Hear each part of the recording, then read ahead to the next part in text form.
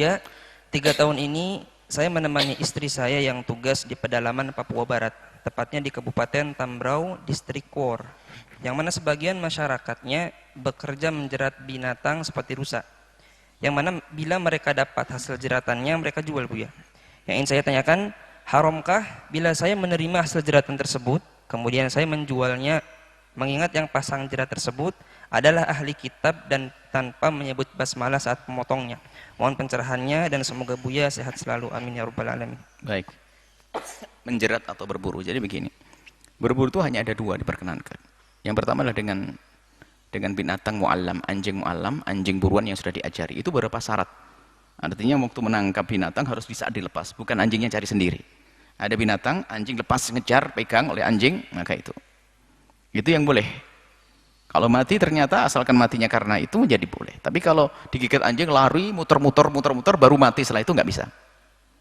Kalau dipegang sama anjing masih hidup, kita sembelih harus setelah itu. Kemudian yang kedua adalah buruan dengan sesuatu yang akan menjadikan dia mati, atau panah atau tombak. Intinya sesuatu yang bakal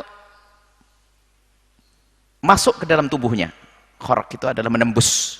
Apakah pisau? Misalnya dilempar dengan pedang. Pisau set begitu. Tak taunya bukan kena lehernya, bukan ketusuk, kena ini jago, dia jago lempar. Tak taunya apa, kena ujungnya pisau, mati, nggak bisa, nggak halal itu. Harus kena tajamnya. Maka termasuk sesuatu itu harus nusuk. Peluru ya masuk. Tapi kalau dilempar dengan batu, plek kepalanya retak begitu, mati, nggak halal. Nah, dijaring lah ini. Kalau masalah dijaring, maka kalau jaring, kalau matinya mati kena jaring, haram. Matinya waktu kena jaring, haram, tidak sah. Jadi kalau dijaring, kemudian diambil, dibawa masih hidup, lah ini boleh. Halal. Asalkan tentunya itu di hutan yang diizinkan untuk dicari binatangnya, rusanya. Nah, bagaimana jika ternyata yang menjaring itu adalah, kalau yang menjaring biarpun orang kafir apapun, biarpun bukan orang ahli kitab, asalkan diberikan kepada Anda dalam keadaan hidup, Anda membelinya dari dia dalam keadaan hidup, sah. Anda tinggal nyembelih, seperti Anda beli ayam kepada orang kafir yang bukan ahli kitab. Tapi kalau dihidangkan, diberikan kepada Anda setelah disembelih, dan dia memang ahli kitab, dengan catatan 2, bahwasanya disembelihnya adalah di tempatnya, di lehernya, bukan ditusuk di bagian perutnya atau sebagainya, dibunuh, tapi disembelih. Kemudian, biarpun tidak mengucapkan bismillah, mau orang mereka tidak muslim, tidak mesti. Yang penting, Anda tidak mendengar, tidak tahu bahwasanya sembelihnya itu adalah untuk keyakinan mereka, Tuhan yang mereka anggap. Asalkan kita mengetahui bahwa mereka hanya menyembelih saja, tanpa ada niat macam-macam, maka selagi sembelihan ahli kitab, maka kita boleh memakannya. Nah, ini adalah menurut jumhur ulama, kecuali dalam mazhab Imam Syafi'i, memang mazhab Syafi'i agak ketat.